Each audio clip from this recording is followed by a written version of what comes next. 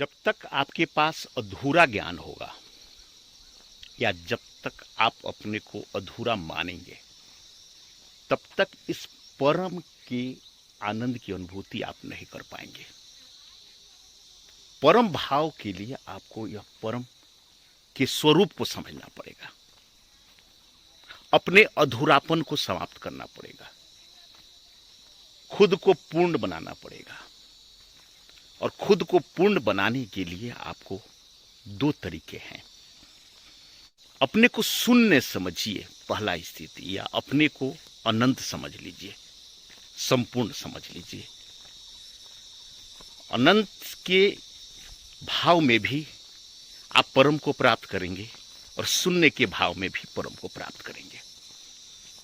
अपने को शून्य समझने के लिए आपको इस पहाड़ों को देखना पड़ेगा।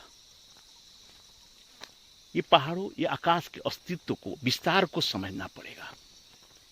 पेड़ पौधे, यहां तक कण कण को भी आप देख लेंगे तो आपको ऐसा महसूस हो जाएगा कि आपका जीवन जो है ना, आपका जो यह फिजिकल अस्तित्व है वह नगण्य है।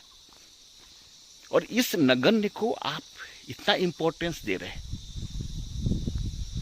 इस संसार में आपके अस्तित्व का कोई भी फिजिकल मूल्यांकन नहीं है।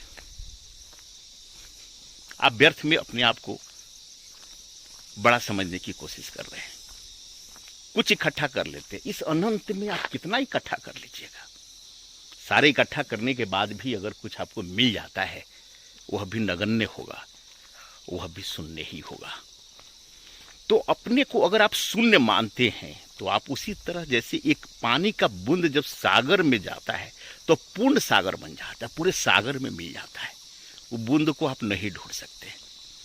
उसी तरह अगर हम अपने को शून्य मान लें, अपने की शून्य अस्तित्व को समझ जाए, अपने शून्य स्थिति को अपने अंदर आत्मसात कर लें, तो आपको ऐसा महसूस हो जाएगा कि यह संपूर्ण जगत जो है ना, यह संपूर्ण सृष्टि जो है, जो ये पहाड़, ये खाई, ये आकाश, ये पेड़ पौधे, सब कुछ आपको अपना ही महसूस होने लगेगा और आप उसी में समाहित हो जाएंगे। जिस तरह एक बूंद जो है पानी में मिलकर, सागर में मिलकर सागर बन जाता है। शून्य की स्थिति को समझना पड़ेगा, अस्तित्व को, जो हकीकत में है। और दूसरी परिस्थिति है अपने अस्तित्व को समझना जो अनंत है।